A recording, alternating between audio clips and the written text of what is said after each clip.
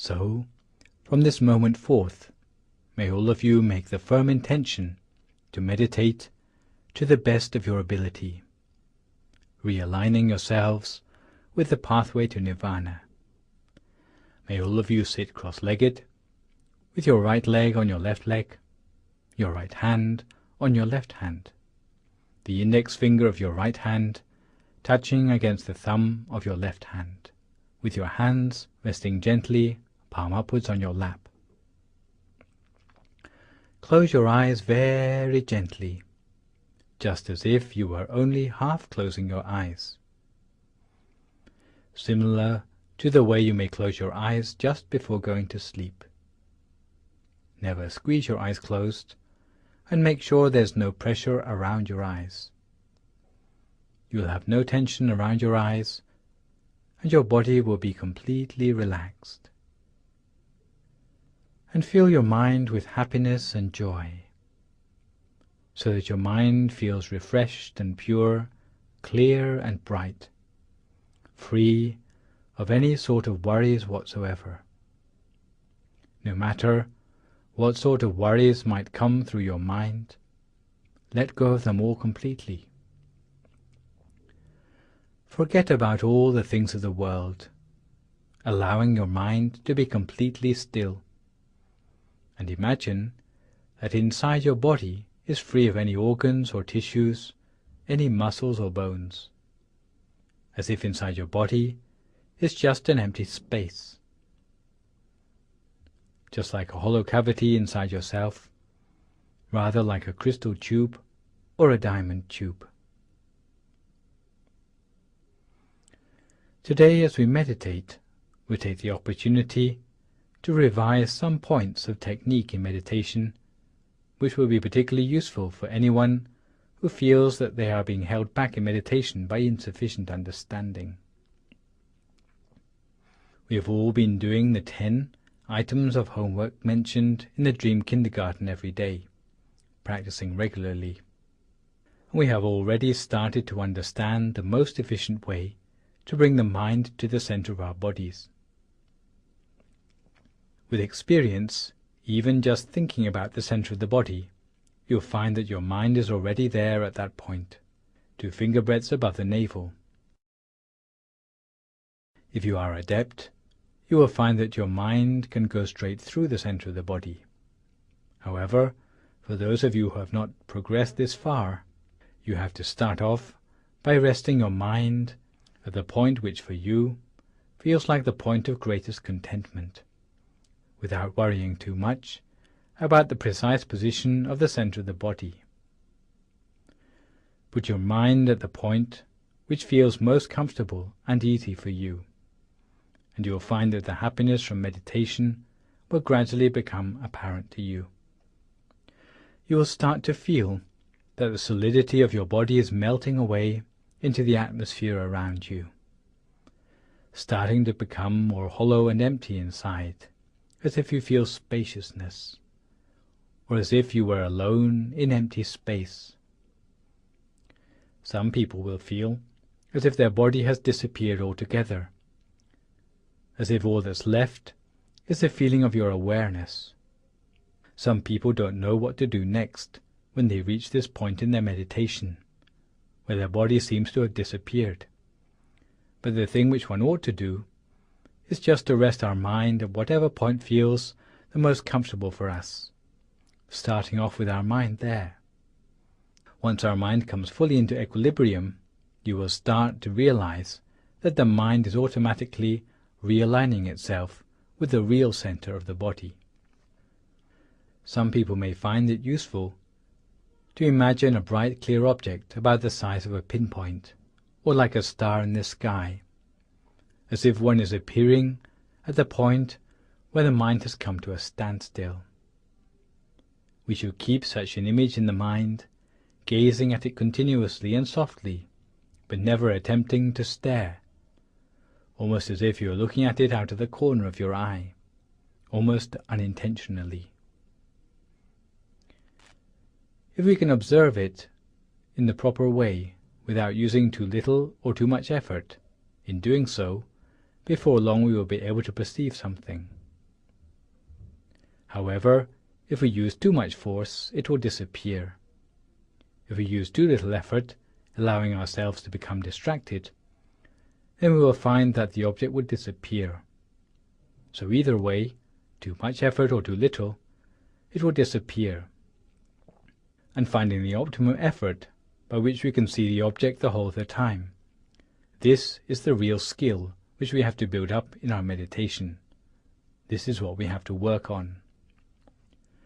What we have to do is simply to allow our mind to remain at a standstill without letting any questions come up in our mind, no doubts, as if we were just an inanimate piece of putty which was unable to think, like an object which has never had any thoughts of its own before.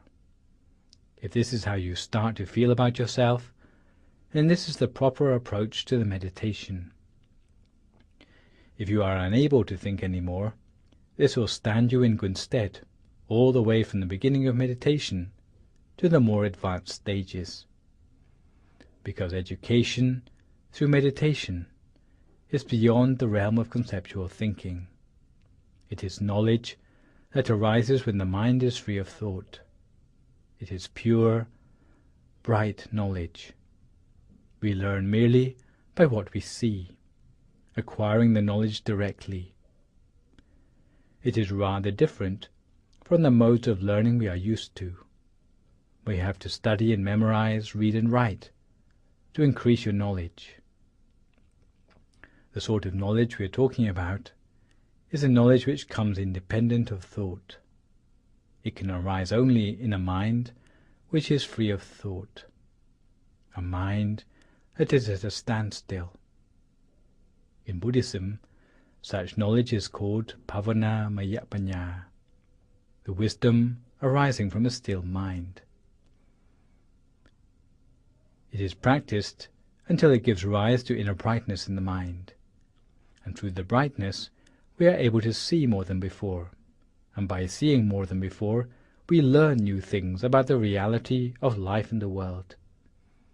This process is the opposite to our habitual methods of learning new things in the world. It allows us access to knowledge from inside. However, if we try to apply the external methods of education to our meditation, it will be more of a hindrance than a help. So please remember these words well. All we require in our meditation is merely to bring our mind to a standstill. In fact, you can bring your mind to a standstill anywhere at all in the beginning. Only when your mind is subtle and pliable will it be ready to make its way to the center of the body. A mind that is properly adapted will have the feeling of being alive and awake inside. It will have a feeling that is completely different from feelings encountered during the mundane run of events in our life. It will be as if something wonderful is stirring within us, with a quality completely different from our external feeling. Therefore, bringing the mind inside to the seventh base of the mind takes only a very gentle attention. Like an intention, on the off chance it will bring our mind to the center of the body. Once our mind comes to a standstill, at this point of stillness in our center, it will remain still from that time onwards, gently, in stillness, at the center of the body. You have to make sure that you are always having a feeling of ease in your meditation. If you ever feel that you are putting up a struggle in your meditation or trying to force it, then that is not the proper method at all. This applies both to body and to mind. If you find a feeling of tension inside, you need to relax yourself further, particularly your nervous system and your muscles, before you continue with your meditation. Once your body is relaxed, your mind will relax as well. Your body will be completely relaxed and still. So we have to train our mind in this way, and at that point we will be able to see a bright, clear sphere inside ourselves. Even with our eyes closed, It will not be dark inside for us anymore. We will be able to maintain our mind internally, stopping it from wandering anywhere else easily, the whole of the time. Maintaining the mind in equilibrium at the center of the body, we will find that there is a feeling of expansion inside. With such a feeling of expansion, we will have a sense that we are being drawn inwards, as if we are being attracted through into a new dimension by a giant magnet deep inside us. At this point, some meditators may respond to the new experience with surprise or even fright, because it's something they have never encountered before. However, we must just comply with whatever is the nature of our mind. We have to just let such experiences be, rather than struggling against them or even reacting to them. We must remain impartial to the inner experience, allowing it to follow through by itself. We will see that the study of inner knowledge like this is all the outcome of placing our mind by the proper method at the center of the body.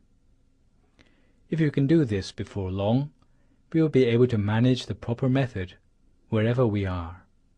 But in the beginning, it is important that we have the confidence in our own ability to meditate. We have to believe that we are going to be able to make progress in our meditation. We have to believe that it's merely a question of having a proper understanding of the method. Thus, all it takes is to study the method properly, and you'll be able to make progress. Don't go doubting your potential to make progress in meditation. Some people tend to dwell on the bad deeds they've done in the past, thinking that they are at a disadvantage in meditation because of them. Others think they've had a clouded mind for the best part of their life, and it's going to be impossible to teach an old dog new tricks. Such thinking is not worthy of DMC viewers. If we lack confidence in ourselves, we can't expect to make a success of anything. The fact that even with our eyes shut, we can spoon food into our mouths or point directly to the tip of our nose should dispel any doubts we have about bringing the mind to the center of the body, because after all, you already know everything about the meditation technique you need to know. All the know-how necessary to achieve success in meditation has already been put at your disposal. Nothing has been kept back. You have to train yourself and devote yourself passionately to the practice of meditation in every spare moment you have, because this is the knowledge that is the most important knowledge in life. Even though you might have got yourself a doctorate degree, it can only ever help you to earn your living more easily, or to win acceptance in the eyes of society, to bolster your reputation.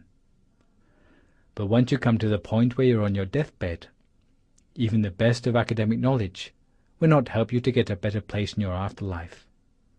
But the things we're studying here, to do with the stillness of the mind, these are the things which are the most important of all. They are the real knowledge of life, and we must give this knowledge due importance. You can train yourself in meditation any time and any place, when taking a wash, washing up, sweeping the garden or mopping the floor. You can train yourself to keep your mind at the center of the body the whole of the time, whether standing, walking, sitting or lying down. Even when paying a visit to the restroom, you can train yourself in meditation while sitting there. You already know all the principles of maintaining subtlety of mind, maintaining mindfulness and self-possession hand in hand, regularly and consistently. You can imagine a visual object at your center if you wish, or you can simply rest your mind at the center while observing whatever arises there spontaneously. You can imagine an image, like a bright sphere or a Buddha image, or any of the root teachers for whom you have particular faith. You can even think of something as simple as a piece of fruit. Any image will serve for this purpose, as long as it's not an image that stirs up unwholesome emotions in your mind. When imagining the object, you already have all the know-how you need, such as using only the gentlest of effort when imagining. If you haven't struck the right balance when focusing, using too much or too little effort, then your body will tell you about it. Too much effort, and you'll end up with tension on your eyebrows or across your shoulders, and you may end up with a headache. If you find that your fingers are curling up or your abdomen is tense, then you are trying too hard. However, if you succumb to boredom, or you find yourself looking at the clock, again these are the signs that you haven't struck the right balance. Don't struggle on if you have these sort of symptoms, but you have to readjust your technique, relax yourself, and be more at ease in your meditation. Once you are back on the right track, the sign will be a sensation of bodily lightness and expansion inside yourself, and your mind will feel light, pliable, and easy to work with. You'll feel that time passes by more quickly than it really does, and you'll feel that you don't want the meditation to come to an end, as if you'd like to extend the length of your meditation, as if you've been glued to your meditation mat. When your meditation is going well, your body will automatically set itself up in a position of poise, where the body seems to inflate itself into the most elegant and upright of postures. When we feel that we are happy with our meditation, when we have a smile on our face, these are all indications that we are on the right track with our meditation technique. On the contrary, if the more we sit for meditation, the more upset or depressed we feel, then this would show that we have not adjusted our mind in the proper way. If you start out in meditation looking as if you are 20 and end up looking as if you are 40, then you need to readjust your meditation technique. You know the difference between right and wrong technique perfectly well, so all that is lacking is the confidence that we can achieve success in meditation, and to train ourselves continuously while being observant of all the things which aid or obstruct our progress. Of all the things which aid or obstruct our progress. Once we are properly adjusted, body and mind will be clear and bright. Simply putting our mind at the center of the body will cause the sphere there to expand, and we will fall through the center to find the next sphere inside. As the mind comes to a standstill at the center of that sphere, then there will be a new one, brighter and clearer than the last, appearing at the center. And before long, we will be able to attain the inner bodies and attain the body of enlightenment within ourselves, exactly according to the recipe for success discovered by the great abbot of Wat Phak Nam. Because all of these things are inside the body of every person, and that includes us too. We know the difference between right and wrong methodology. So therefore, we should train ourselves continuously, according to the proper way. Don't be lazy, and don't prevaricate about getting down to meditation in earnest. And when you feel your meditation is going well, don't give up immediately, but give it a little while longer than usual. Don't go thinking, today I've had a good meditation, but I'm in a rush to go to bed. I guess I'll be able to sit for meditation even better tomorrow. Never think like that, because the opportunity for meditation to go well happens only very rarely. All the effort we have invested in our meditation is made worthwhile by the days when our meditation goes well, so don't waste it. Don't go worrying about missing out on your beauty sleep, because we've already spent a third of our lives asleep. One night of missed sleep won't harm you. So give due importance to the meditation. If your meditation is going well, you should continue with it. Your body will indicate by itself when it needs rest, and that will be the right time to sleep.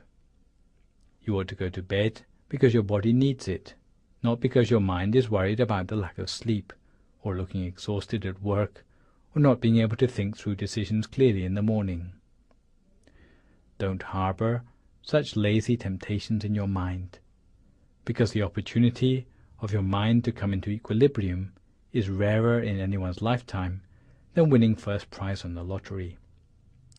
So if you find your meditation is going well, then know it's useful to continue for meditation longer than usual, and this will help you to go much further, because the results of making even a one-time breakthrough in your meditation will stay with you for the rest of your life. However, if you give up your meditation just as it's going well, even though you come back to the meditation at a later time, it may mean that you will never get those good experiences back again. It may take us many more years to get back to the same point in our meditation again. So we should cherish our meditation experiences, and rather than remembering the experience which we had on a particular day, we should try to remember the methodology we used to reach the experience on that day. Because there's a temptation to remember just the experiences while forgetting how we got there. So take care to remember all the advice and know-how mentioned today, because one day it will allow you to attain the triple gem inside yourself, and you will literally be able to have the triple gem as your refuge all your life, with happiness from the moment you attain it, leading you to the fortunate realms after your death, allowing you to study about the reality of life and the world. And when you come to do meritorious deeds, even though the amount of the meritorious deeds may be small, the amount of merit we gain will be large. It will allow our mind to be radiant the whole of the time. There are countless things which we can attain if we reach the triple gem inside ourselves. So anyone who is sleepy, fatigued or tense in their meditation should allow themselves to fall asleep at the center as they sit, and continue with the meditation when they wake up. Anyone who has aches and pains should change posture. If your stream of thoughts is never-ending, open your eyes and close them again. May all of you be fulfilled in your wish to attain the triple gem inside yourself. Now, each their own meditation for a few more moments in silence until we come to the appropriate time.